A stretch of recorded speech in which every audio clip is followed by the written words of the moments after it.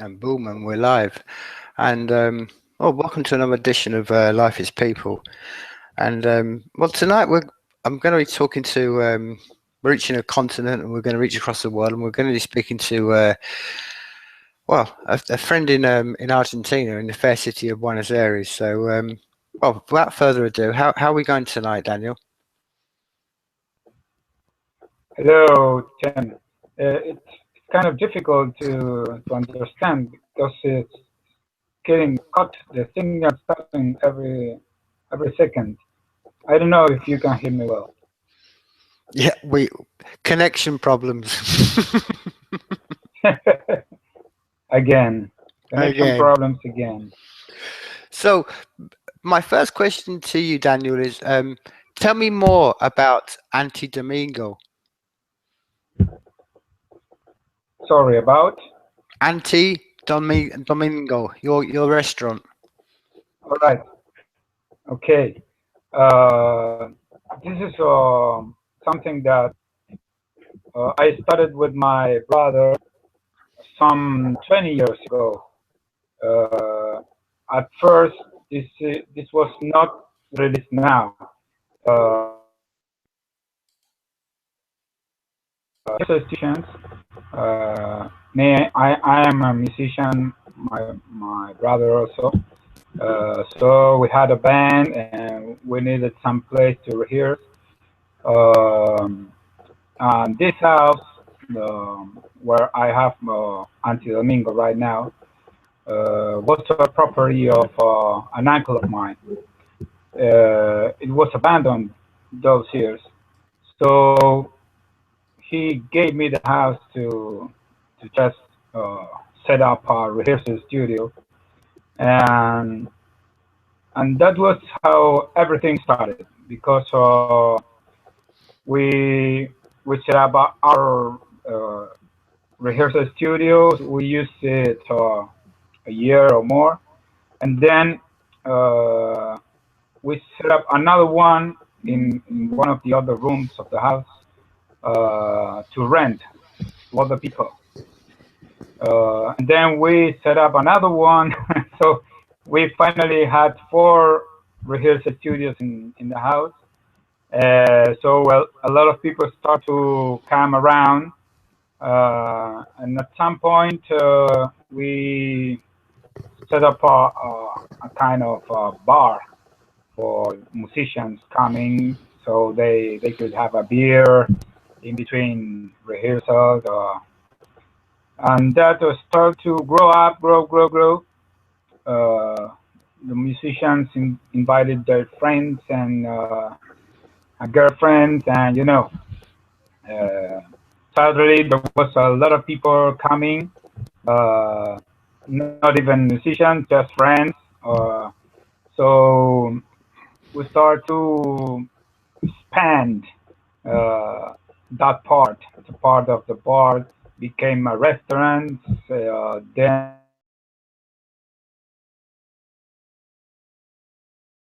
joined my sisters, and she's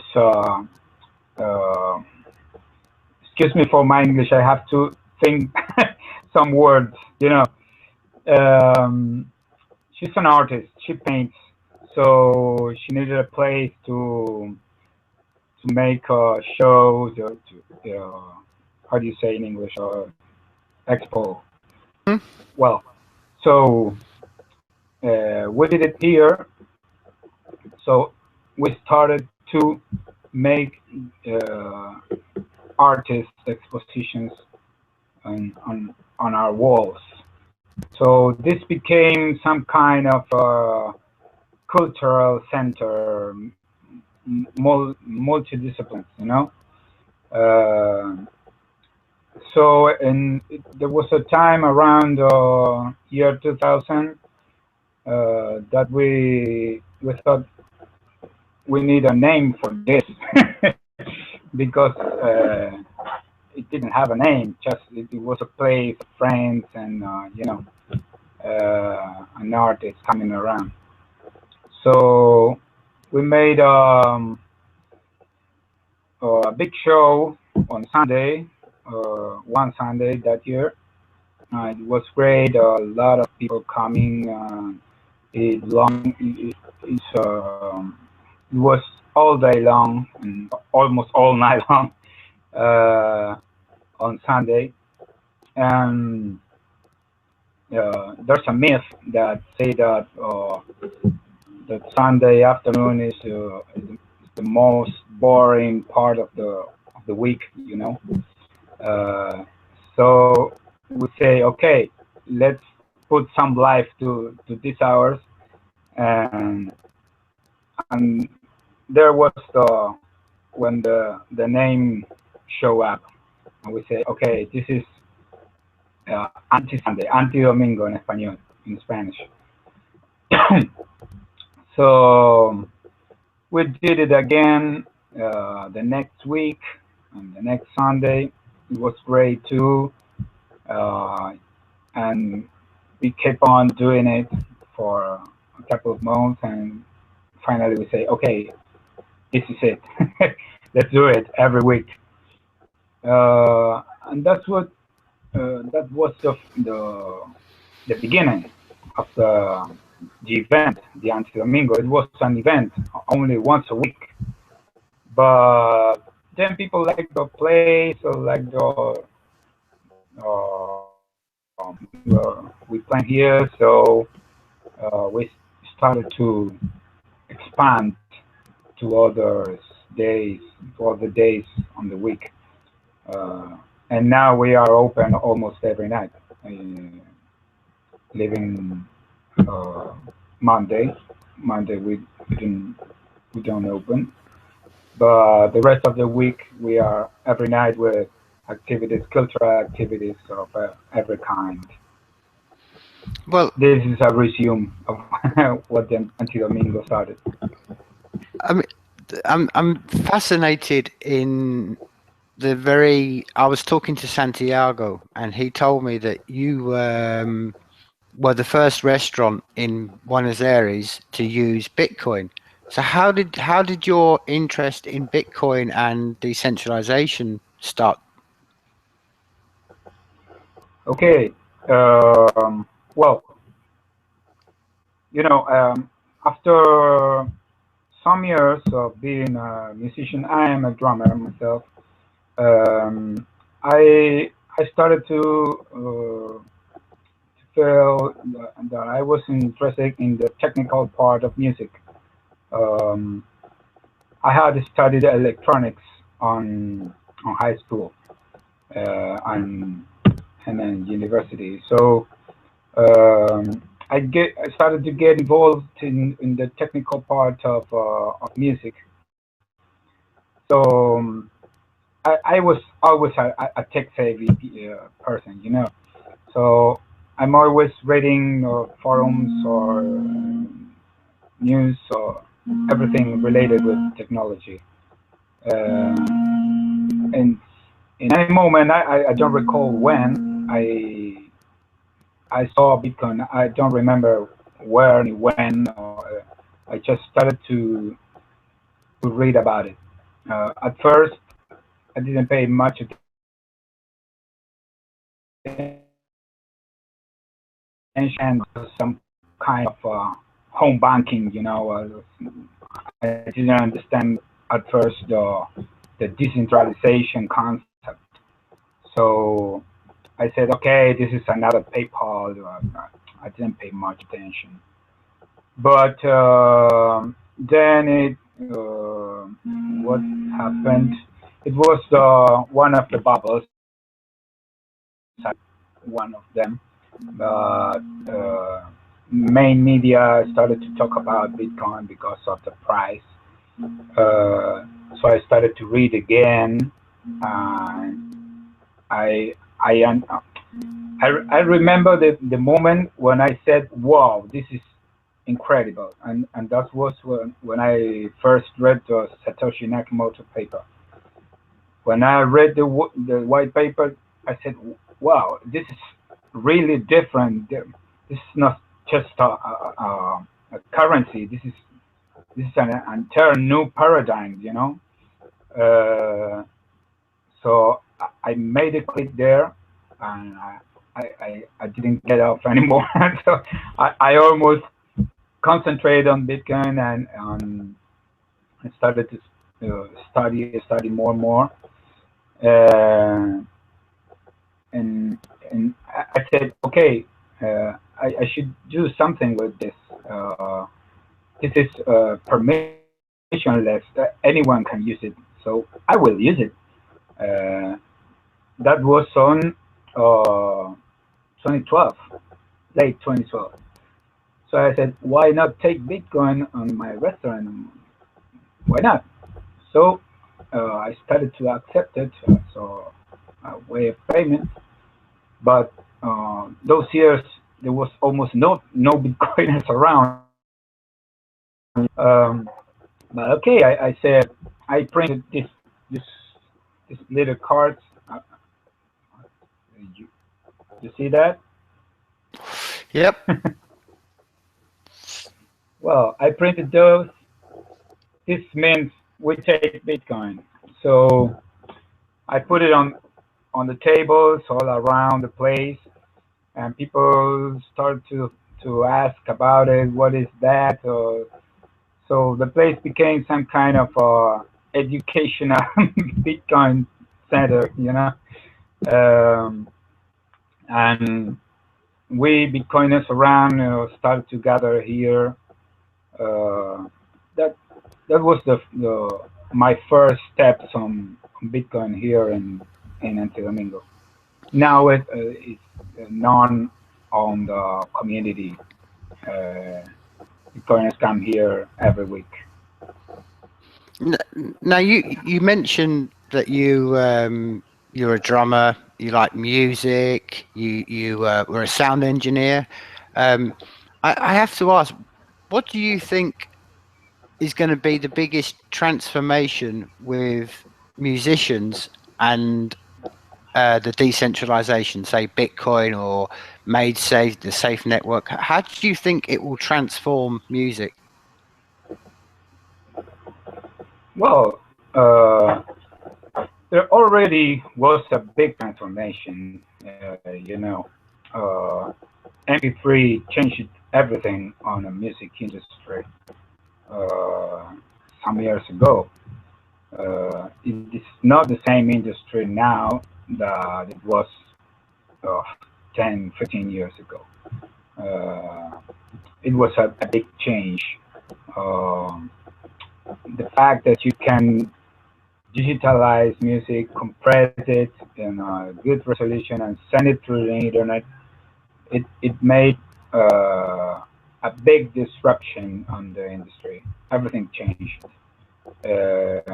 And this last years, uh, it was even profound because appeared the streaming platforms, you know.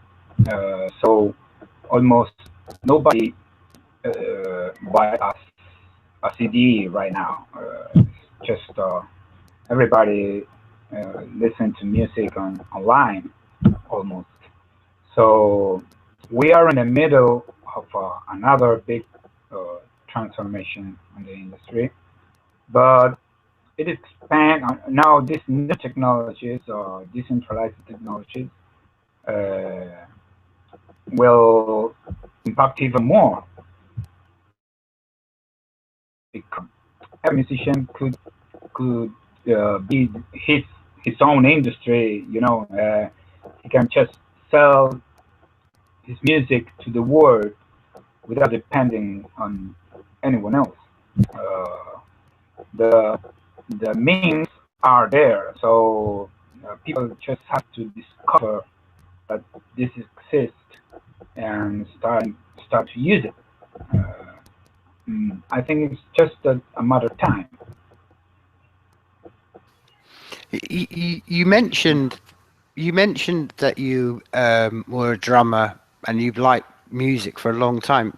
Did this start when you were a young age, when you were in the teenagers? Did you have a band in your 20s? Because I know from my experience of living there that being a musician in the 80s in Argentina was a very muy difícil, a very difficult, concept. So were you playing music in the 80s and how difficult was it to play music in then? Explain to the people in England how difficult it was to be a musician in the 80s.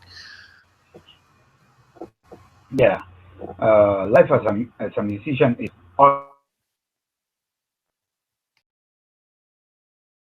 every time, because it's something that you have to do from the roots, and it growing up slowly through the years. But yes, on my teenage, when I was 16, I think I started to play drums, and I set up my first band, and those were hard years because we were just getting out of dictatorship here in Argentina. Those were very difficult times, hard times. But the harder part, uh, it was already gone. Okay, we were living those years, the first years on democracy after 20 dictatorship years. So there was some spirit of freedom floating in the air. So everything started to to be better for musicians because we were not persecuted, anymore. Uh, Previous years, you could not have a beer on the street, or just having long hair. It was difficult for the young to live in the street because young people was always responsible for something. I don't know why, but uh, well, that was what happened those years. But when I started to play music and in the middle of the 80s, was more relaxed, the climate, political climate. So we could make our first shows and started to grow in the music industry um, more freely than before. Yeah. Yes. And when you were playing then, were you playing rock? Were you playing reggae? Were you playing punk? Because there was a um, very big scene of Argentinian punk. And when I came to Argentina in '96, and the first band I saw live, Vivo, was Los Favelas Cadillacs. And I know you have a connection Yeah. because the connection is obviously into Todos Los Muertos, which is for English people, all you're dead. So, I mean, so when you were playing, so when you started, did you start as a rock band, a reggae band, a punk band? What kind of style were you playing? Well, everybody start playing punk music because it's the easier way to start. So rock and roll, yeah, punk rock.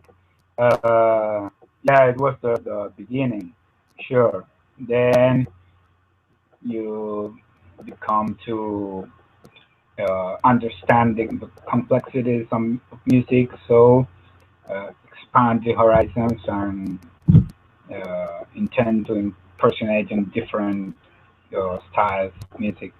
So then I started to play some rock, progressive rock, and those years, and then knowing Bob Marley, we started to to hear much reggae music. I became a fan of reggae music, so played a couple of bands, reggae music bands. It was great.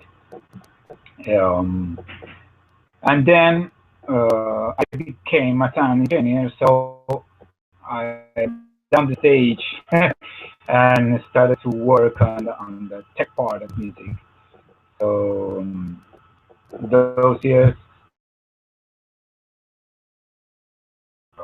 I started to work as a sound engineer. I knew these guys, Todos Tus Muertos. Um, they were close friends with Alós Cadillacs. Uh, in fact, one of the Cadillacs played in Todos Muertos sometimes. And he's a good friend of mine. His name is Sergio Rodman. He's the sax player of Cadillac. Mm-hmm. He's a close friend, yes. So then when Todos Muertos split apart, uh, I became sound engineer for his new band. Sergio got married with Mimi Maura, so started a band with her. She's a great singer, great singer. So I became the sound engineer for Mimi Maura, and well, I'm doing it right now. That's what I'm doing right now. Um, Even when I cooperate with other bands when they have shows here in Buenos Aires. Yeah, but it's musicians here in Buenos Aires. Moreover, those years, it was a small group. We know each other practically.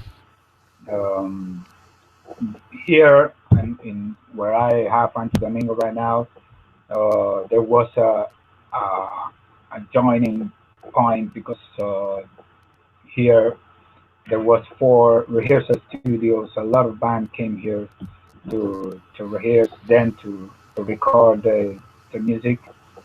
Um, so I almost know everybody on the scene. More of those years. Now I'm older, new generations appear, so I am a little bit outside of the new scene. Uh, but yeah, I am in contact with every musician. Yeah. So when you were a sound engineer, you were telling me that you managed to sort of travel the world. Did you get to see a lot of the world, or just America, or where did you get to travel with the band when you were sound engineer? Which countries? Sorry, I couldn't understand. No worries. When you were a sound engineer with Todos Los Yeah. Muertos, you mentioned that you had traveled and gone around the world to many countries. So did you get to see just Europe, or did you get to Asia? Where did you get to see? Well, that was a band that played more outside Argentina than here. Uh, that was a strange case, but uh, the band had more impact on Latin America. I mean, Mexico and United States, the south of the United States, or Latin part of the United States. So we made a lot of tours uh, around all Latin America and United States. We even went to Canada one time to a festival. And then we knew a producer that took the band to Europe. So we had several years touring Europe also. That was the late 90s and the first 2000, 2001. The band split apart on 2002, but those were busy years. Yeah, we traveled a lot. Even when we were out in Los Angeles on one of those tours, suddenly a producer appeared on one of the shows on a mythical place called Whiskey A Go Go. So we were finishing a show there, and a Japanese guy appeared there and said, "Hey guys, I want you to play on Japan on a festival that I am organizing." and we saw each other and said, "This guy, he looked like drunk, you know. Never pay much attention to the guy. Uh, the, for us, it was one more of the crowd, maybe drunk or on drugs or whatever. So nobody paid attention. But next morning, the guy appeared at the hotel. Hey guys, come on! I have the ticket. We will fly tomorrow. So I couldn't believe that. It was real. The guy was the producer of the Fuji Rock Festival, one of the biggest festivals in Japan. So next year we were all on a plane crossing the Pacific, going to a Fuji Rock Festival in Japan. That was crazy. We didn't expect that. Yeah, that was the place we traveled longer to make the show.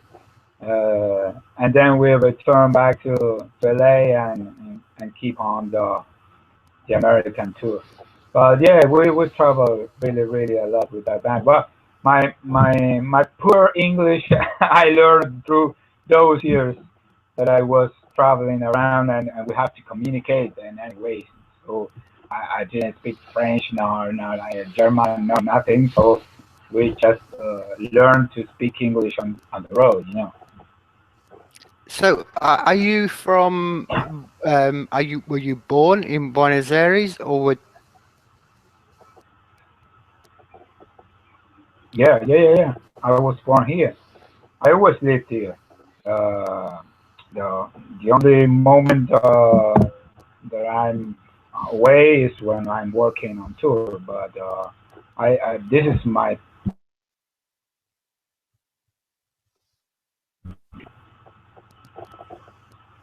I think it's. I mentioned because when I lived in Buenos Aires, the one thing that impressed me most was that everybody could speak English because half the school was in English and half the school was in Spanish. My son learned half English, half Spanish, and I was like, that's so impressive because over here in England, we don't learn any other languages. nobody speaks Spanish. No. But Okay, but no, it's no, no, you know, maybe this is not that far. If you go deep in the country, not many people speak English.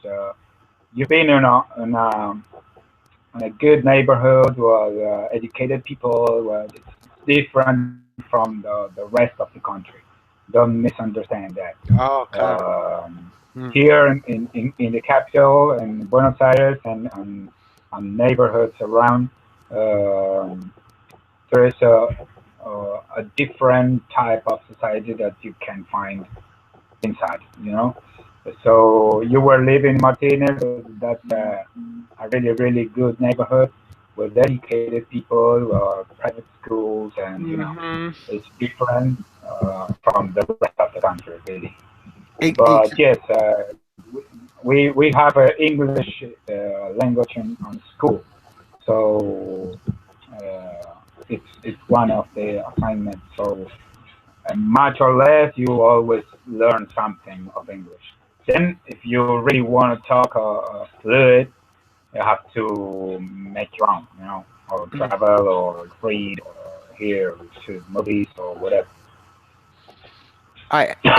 exactly. I mean, one thing I learned when I lived in Argentina was that Buenos Aires is its is a city to itself. Outside of Buenos Aires, it's completely different. The people are different. Everything is completely different. And like you say, it's it's it's it's hard to imagine from someone from Europe how big Buenos Aires is. And when you fly in, you just see, whoa, this Buenos Aires is a huge city. But it's not Argentina. Argentina's a isn't Buenos Aires. You know, it's a completely two dual places. You know, outside of Buenos Aires is one thing, inside is a different complete thing. Yeah, well. this is something that happens in America. America is so different from Europe because mega cities like Buenos Aires exist all around Latin America. You have São Paulo, Brazil, it's a megalopolis too. Mexico City, it's even bigger. I think it's the biggest. About 30 million people live in Mexico City. It's crazy. Oh yes, Buenos Aires is a mega city, but the rest of the country it's really different. There's small cities, but the country is so big, it's so extended that we are really few people for the extension of land. You know, this is a really big country. Argentina is almost as a whole Europe, you know, in land. So only the Buenos Aires province is uh, more like Spain. The whole Spain is the province of Buenos Aires. Mm-hmm. For you to make the idea of what I'm talking about. Mm-hmm. So it's a really huge country with very different cultures all around because it's not the same person who lives on the north than the one who lives on the south. It's very different culturally. You know, we even have different forms of speaking the Mm-hmm. same language. It's very different. One that lives in Cordoba, as a central city of the country, that the one who lives here in Buenos Aires or in the north. We even speak very different. So I always say that Argentina is almost 20 countries on one, you know, Mm-hmm. because we have 22 provinces and 22 provinces, everyone quite large. So we are almost 20 countries, the size of European countries, all joined in only one. That's why maybe it's so difficult to govern. to, Mm. you know, yeah, the problems that we always have. Well, we are surviving. Yeah, I mean, the one thing that I think I love most about Argentinian people is that you are all very honest. When I lived there, as you mentioned, I mean, Martinez is a very, like you said, very posh, very nice. You know, very nice barrio, very nice neighborhood. But everybody I met was very truthful to me to tell me, look, you have to see the real Argentina, and they wanted to tell me about everything. There was no lies. It was very much the truth, and I was always impressed by that because Buenos Aires is a beautiful city. I mean, it really is a beautiful city, but there's a triste, there's a sadness, and people are honest, and I think it's a very admirable trait to have as a people, you know, because I think the honesty you have as people has because of the what you have seen as in the you had dictatorship, you had so much repression, so it makes people more honest and say we have to be connected and we have to be true and we have to be real. No. Yeah, maybe. I'm not sure about it. As I was telling you, uh, people is so diverse. Uh, if you focus on Buenos Aires, maybe we, you can extrapolate some kind of behavior, but um this is a very diverse country.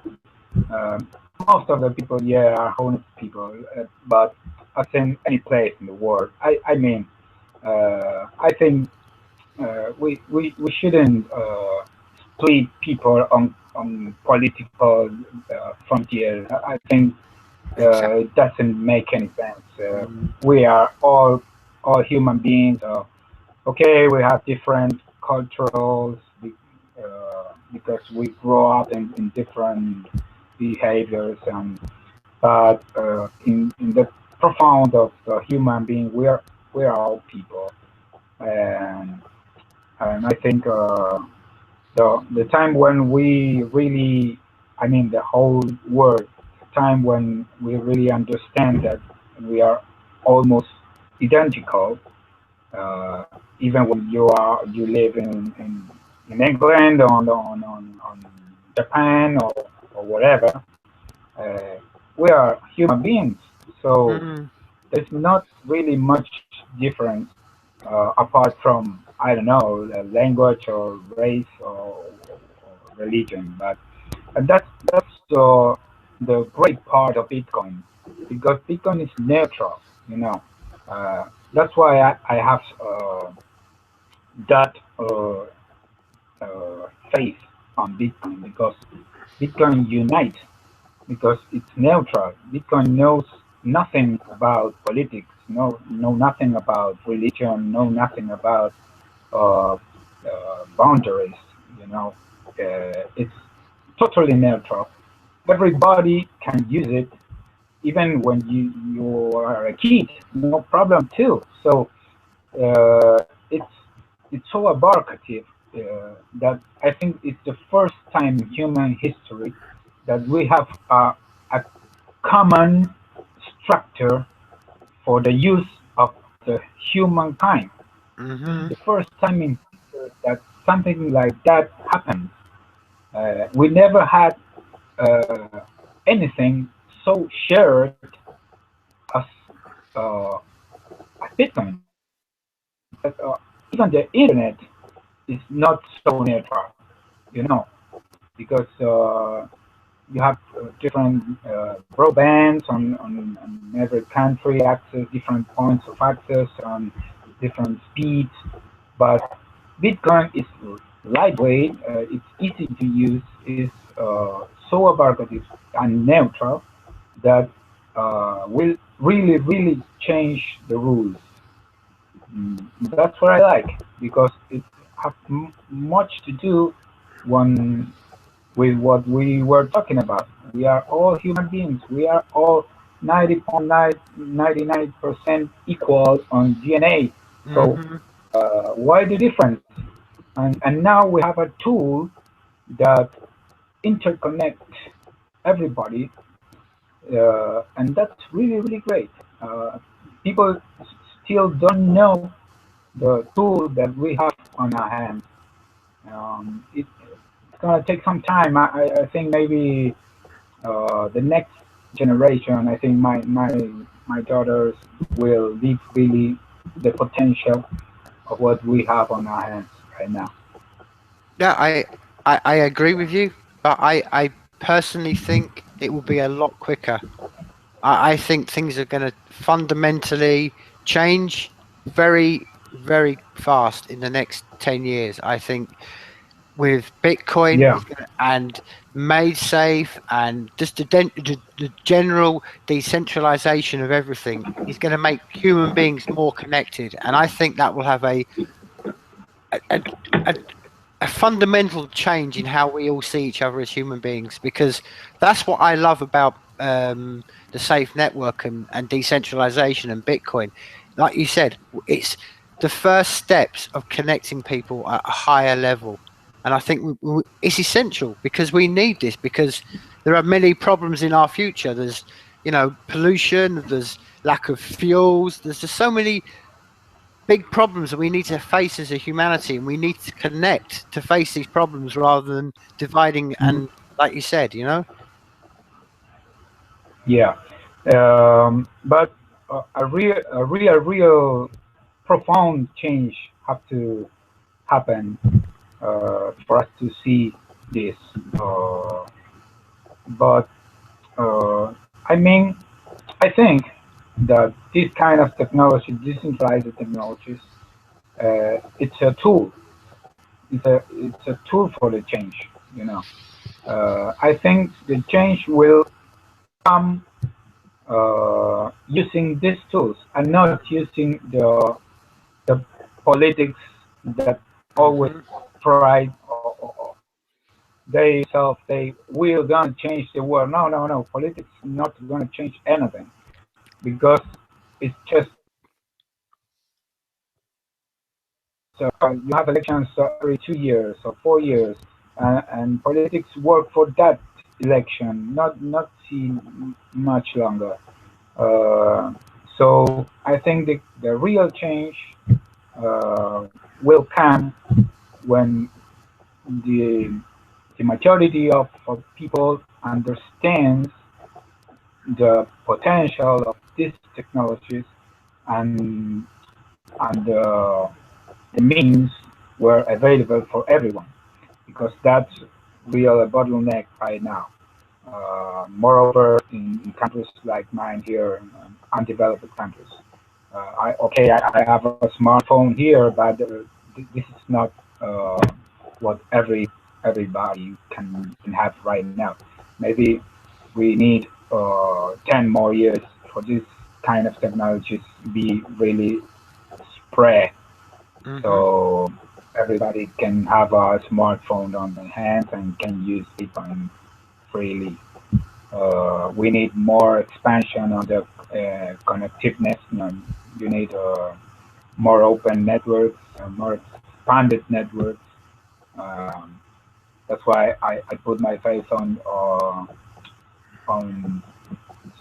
satellite ISPs because I think that really changed everything too. Because right now we depend on centralized internet service providers that could be attacked, and the problems that they have. Once we receive internet signal from the space, forget it. Forget it, really.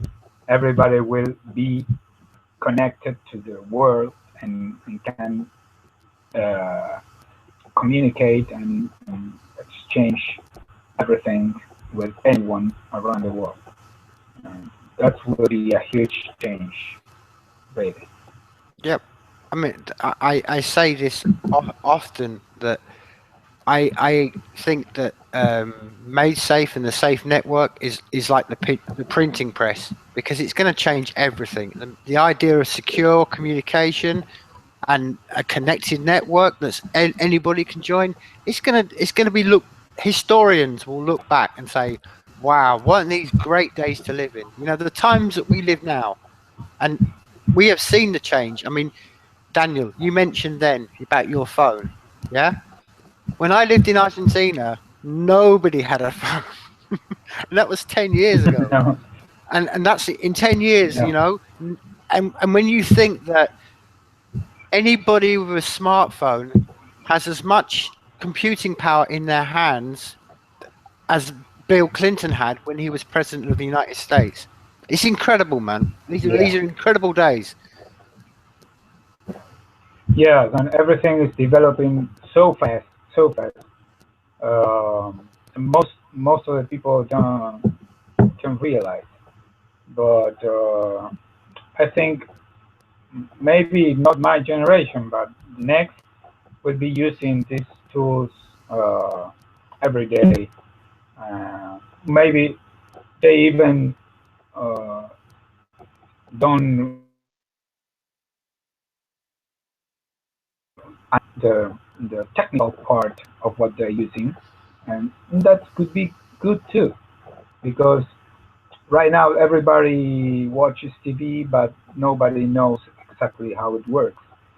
So I think the next generation will be using Maytape or Bitcoin or whatever, but they will no make problems with block size or those kind of things that we are so focused on now.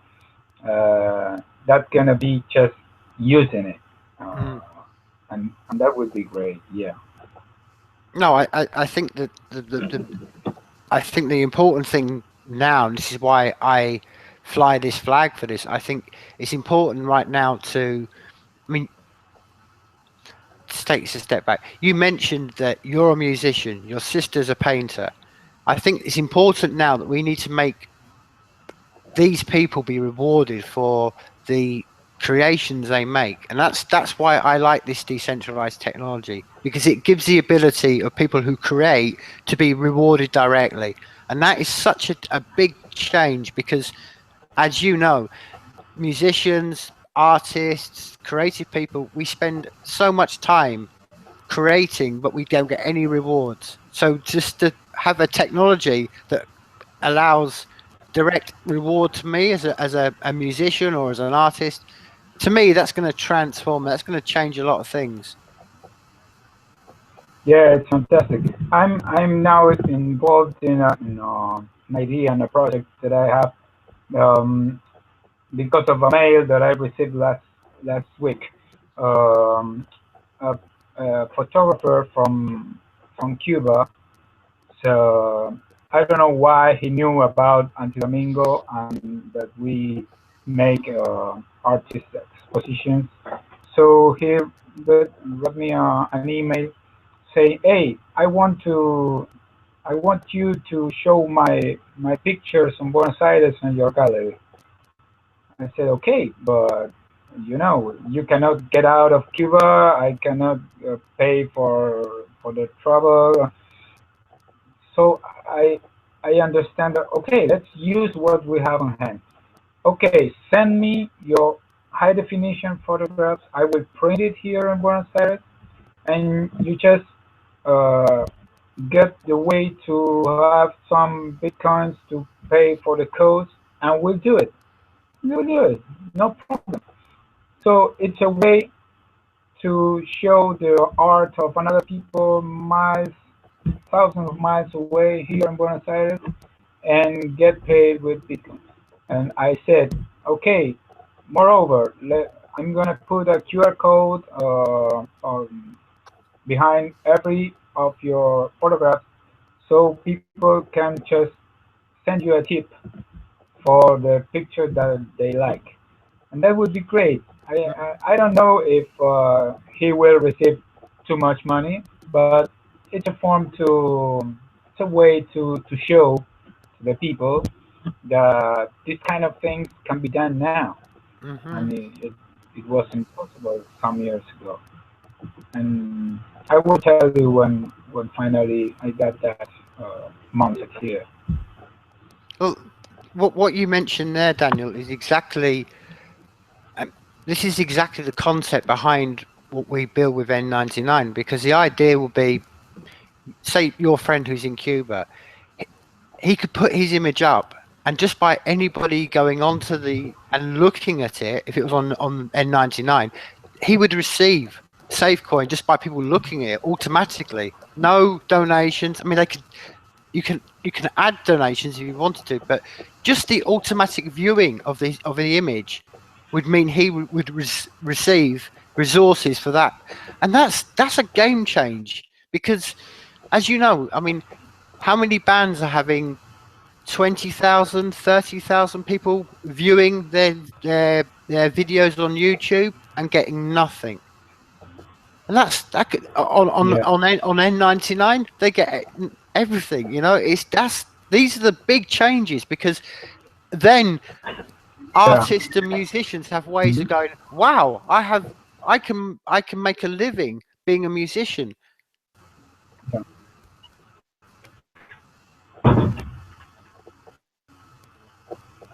Yeah, it's a real game changing.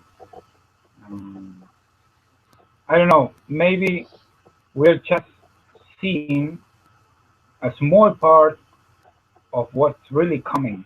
Mm, Uh, but this small part that we are looking at, it's big enough to open your eyes and say, "Hey, look at this." And I always try to show people around me what's coming.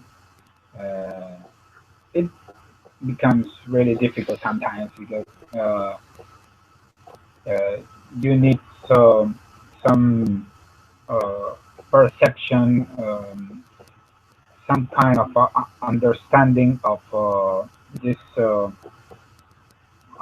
I don't get words right now. Mm-hmm. But Maytape or Bitcoin or these technologies are really abstract. You have to understand in your brain what this is about.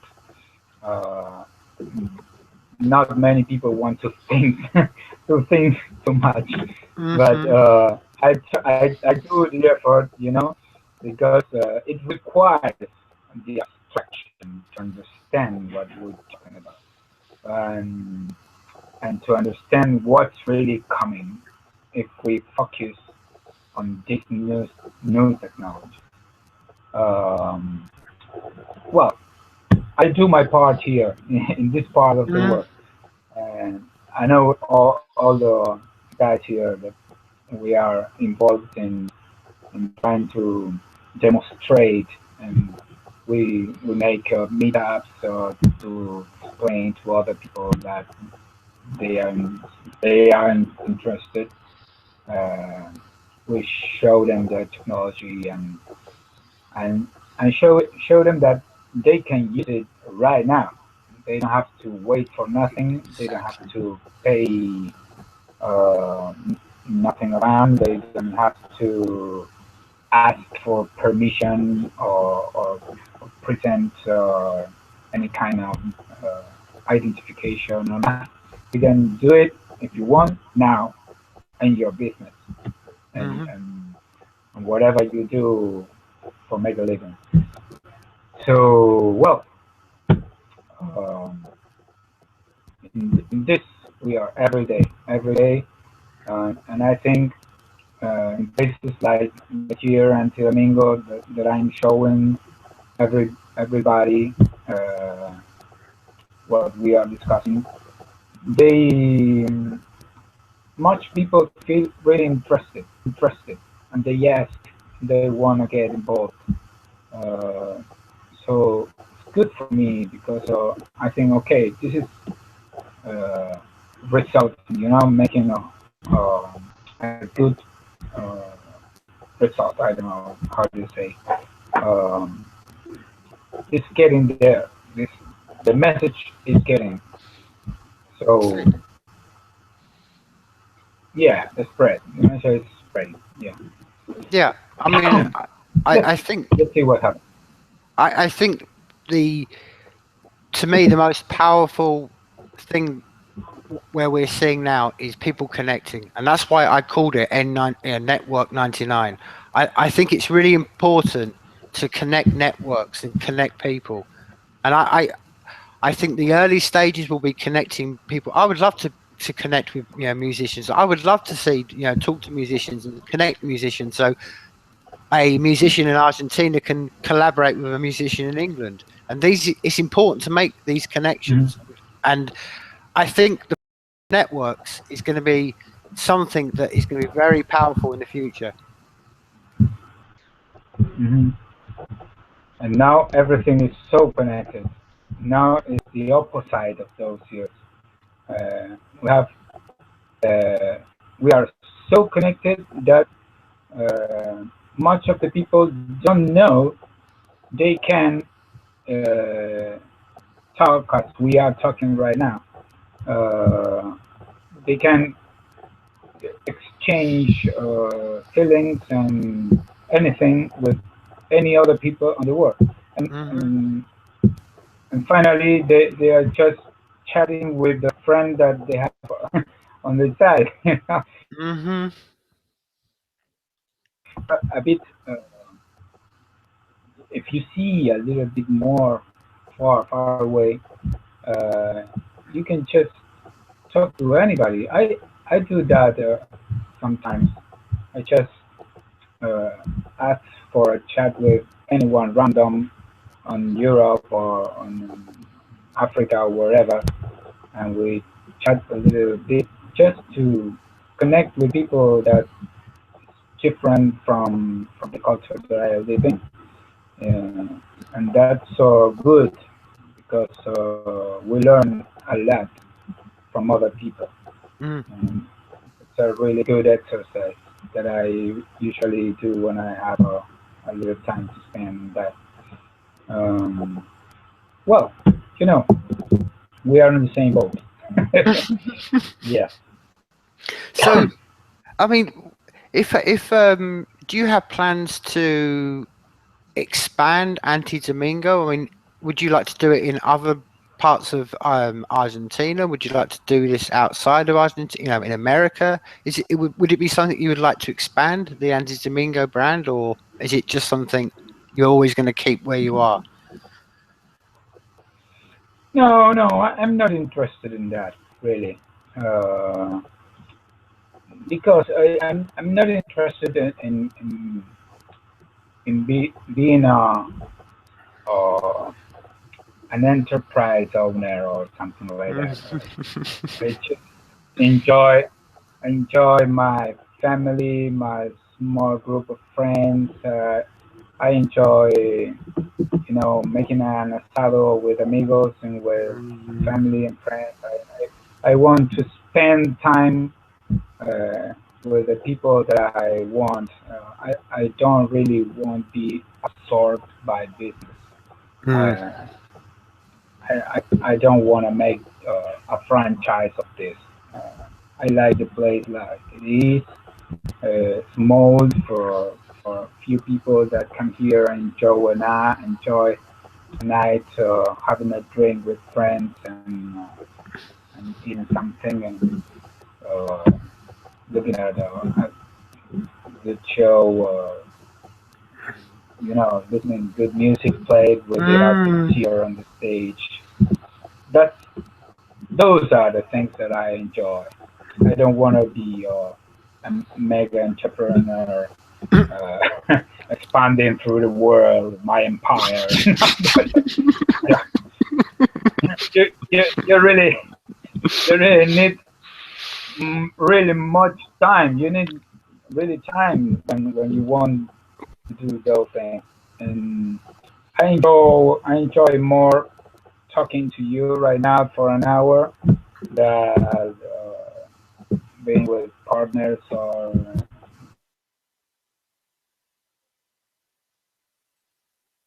that. I just enjoy my small place, my small business with the people that want to work along with me. Uh, I don't have a marketing team or nothing like that. I manage things by myself with the resources that I have at hand. And, and as I told you, I don't want to expand because that demands much more from me, much time uh, overall. And time, it's really precious, more than money or whatever. Uh, so really enjoy having time for what I want to do. Spend time with my daughters, take her to the river. I don't know. Uh, if you focus too much on business, you cannot have that part of life. So your kids end up growing up with a stepmother or I don't know, nanny or whatever. I don't want that. My wife doesn't want that. So we enjoy the kind of life that it's slow, slow, easy, uh, with time for doing the things that we enjoy. Mm. Well, I mean, before we sort of finish this, finish this whole kind of this conversation. I mean, is there any particular bands that are playing around Anti-Domingo that you would can recommend that I check out or other people go out and listen to? And is there any real band you go, wow, this is something you should really go out and listen to? No, I don't. I didn't understand. Sorry. Sorry, we could connection problems. Oh, sorry. Uh, sorry. I was just saying, is there any are there any bands who play in Anti-Domingo that you would say I should check out or will listen to? Is there anyone you can recommend? Oh yes, but there are so many. This, this was it was 15 years doing this with 4 shows for a week. So I don't know. The list is endless. But I will send you a couple of links. That are really good bands or good musicians or artists that have passed through here. Uh, there's a lot, so I don't recall right now. I don't want to tell you look at this because it wouldn't be fair with the rest, you know. So then I will just send you some links for you to check it. Yeah, that's a lot. Well, that's perfect, my man. I mean, for people, and I mean, I don't know who may listen to this, but if they were to go, if they were in Argentina as a tourist, where can they find you? I mean, because I know Buenos Aires is a big place, but you're not in the capital itself, are you? You're outside. So tell people where you are and the best way they could sort of like find more information about Anti-Domingo on the website or. Yeah, well, I'm using um, social networks right now, Twitter or Facebook, most of them. Um, because yeah, I had a website, but it's really outdated. I have to make a renew there. I didn't have time to do that. But yes, our website is uh, antidomingo.com.au. But I almost don't use it. I use more Twitter or Facebook. It's easier. And even when I don't care what's going on in social networks, I don't pay much attention. But people like to know what's the next show or what's the next exposition. So I I set up some kind of agenda there on social networks for people to check it out and say, okay, let's go on Thursday or whatever. Uh, but it's something that I have to do really a good website. I gotta find a well designer, a good designer for that work. There's a lot here in Buenos Aires, and I just have to find the time to do it. Yeah. And We are Anti-Domingo on Facebook. Really easy to to connect. Or in Twitter, we are Anti-Domingo Club. and I have to ask you because my favorite food. Well, I have two favorite foods from my time in Argentina. One was an asado. Oh, asado. Oh man. But beyond being an asado, when I first lived in Argentina, I was a vegetarian. Imagine trying to be a Yeah. vegetarian in Buenos Aires. Hey, Liz. but but but the one thing I loved more than anything else, and I would love. Do you serve provoletta in Anti-Domingo? Yeah. Oh, Yeah. que Yeah. It's bellissima. really the asado here is it's part of our culture. You know, it's present on every family, in every house. You can find the parrilla. I don't know how you call it in English. Uh, so it's part of our culture. We we make an asado at least once a week, at least. Mm. So it was always like that.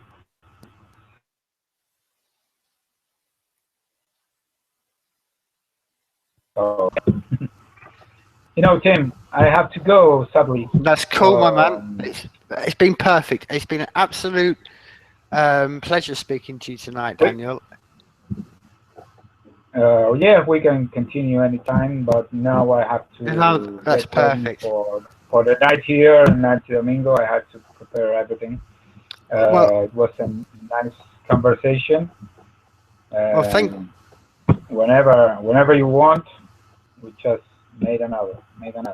Perfect. I'll tell you what. Send my regards to Santiago and all the people Sure. in. And well, thank you very much. And muchas gracias, my man. And we'll speak soon. Enjoy tonight. And from Scotland and from Buenos Aires, I'm saying adios and life is people, people.